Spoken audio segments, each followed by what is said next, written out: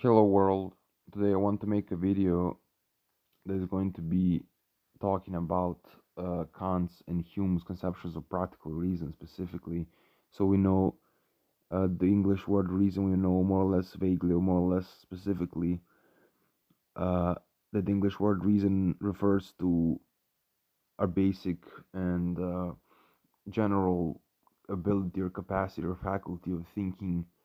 or reasoning or rationality or synonyms for it, but Kant and Hume have uh, more or less specialized understandings of that faculty. So first, I'm going to be talking about Kant's view of practical reason, and we're going to see how their views of practical and theoretical reason relate, and specifically going to see what kind of power they give or they ascribe to the practical reason specifically. So Kant champions a view of practical reason that attributes a few potent abilities to practical reason and has quite a high view of its capacity. So Kant is therein a rationalist who believes in not only in the instrumental use of practical reason, determining means to given ends, but also in reason's power to set those ends themselves, as well as provide an impetus or a push or a modicum of motivation to strive to achieve those ends, which is in itself sufficient for their realization, if that is in one's power, but may be blocked or impeded or precluded from enactment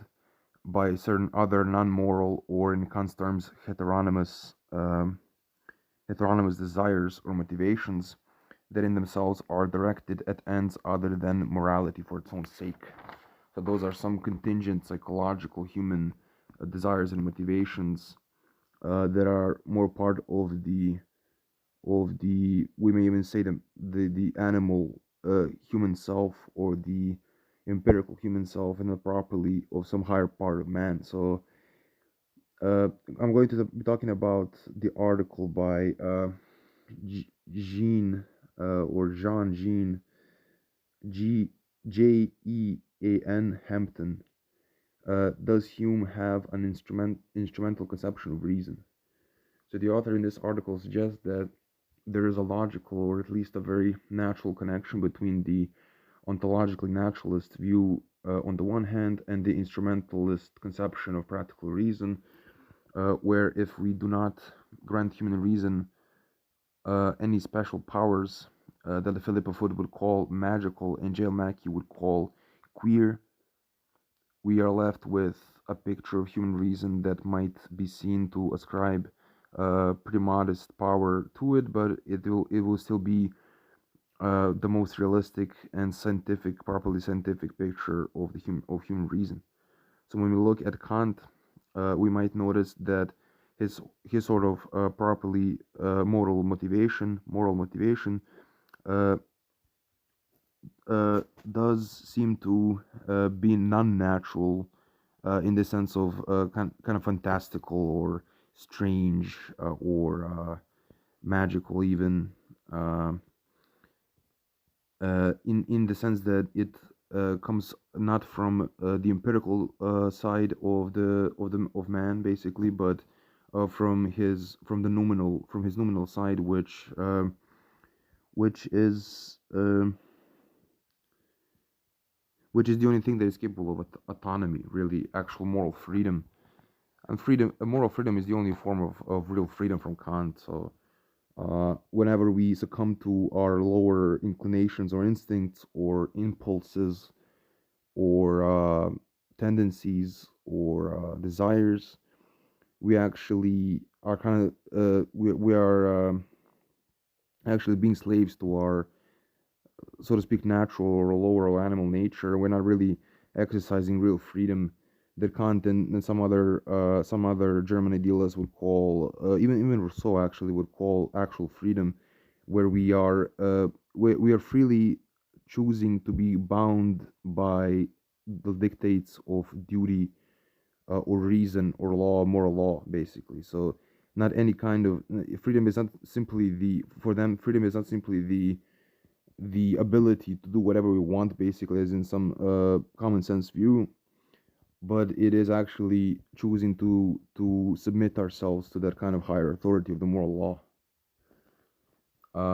So Hampton argues in that article against the common reading of Hume that says that Hume is an instrumentalist about practical reason, or that he believes that the function or role of reason is primarily theoretical, and that in the practical domain reason can only issue hypothetical imperatives, while categorical ones are excluded from the get-go as outside the jurisdiction of reason altogether. So that is the instrumentalist reading. On that reading, all reason can tell us is what causal relations hold between our desired ends and the possible or necessary means to them. But in addition to that, it also tells us that we ought always to take the necessary means to our desired ends. Otherwise, we are not being practically rational, quote unquote rational, or we are in some sense, in some real sense, violating the dictates of reason, as being violating dictates of reason is being practically irrational in that sense. So the author suggests a different reading of Hume, which states that even that even that view, the instrumentalist reading, doesn't do justice to the extent of Hume's actual skepticism about practical reason, and that Hume's views are even more radical than that, suggesting rather that not even the hypothetical imperatives are acceptable as normatively authoritative, motivationally forceful, or even rational in the real sense of the word, right? In the proper sense of the word. Rationality is there restricted solely to the theoretical domain, where it can inform us of real cause relations between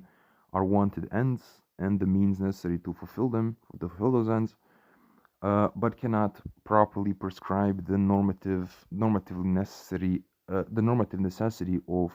our taking those means or doing the necessary actions actions that are necessary to fulfill that desired end. So not cannot do that. Not even if that imperative, the hypothetical imperative, is predicated on our desires, uh, which is the instrumentalist reading basically. So that is seen as making reason merely descriptive, fact-stating, cognitive, or epistemic in its function and role, and not prescriptive, value-finding, motivating, practical, or moral. That is a view that is more properly compatible with Hume's stated view of the underivability of oughts from ises, where the domain of oughts and the domain of ises are seen as sharply separated domains where reason or experience deal with what is the case, whereas our affects, desires, or other non-cognitive pro and con attitudes, so attitudes for and against certain, whatever, basically, for and against something, uh, determine what we will call actions that ought to be done or states of affairs that ought to obtain or be realized. So even though, for example, even though Hume, in some of his moments and moods, presents himself as sort of a skeptic about causality, we may say that in some, well, if that is his basic position, is mitigated skepticism, in some sense, modest skepticism, or I don't even know what else to call it, but in some of his other moods, he is not really talking as a skeptic about causality, but talking about causality as a real part of the natural world. So that is how reason can really tell us about what actually is necessary for the fulfillment of what, but cannot really prescribe any action whatsoever as practically necessary, normatively necessary, or rational, because reason, as Hume says, is and ought only to be the slave of the passions, and cannot by itself or cannot alone influence or push us to do any actions, basically. It cannot motivate us to do any actions. So that is a view both in ethics, more, I guess, more narrowly, or in practical philosophy more generally, or in theory of, even you may say theory of action or philosophy of action, because that kind of view of practical rationality and motivation may not just be seen as an ethical view, but quite more general, even in the domain of prudential considerations, may be seen as a sort of theory of action, general philosophy of action that Hume is endorsing there. So thank you for listening. I hope this has been interesting to you. You enjoyed it and learned something, maybe open some new avenues of understanding. And until next time, I'm going to say bye bye right now.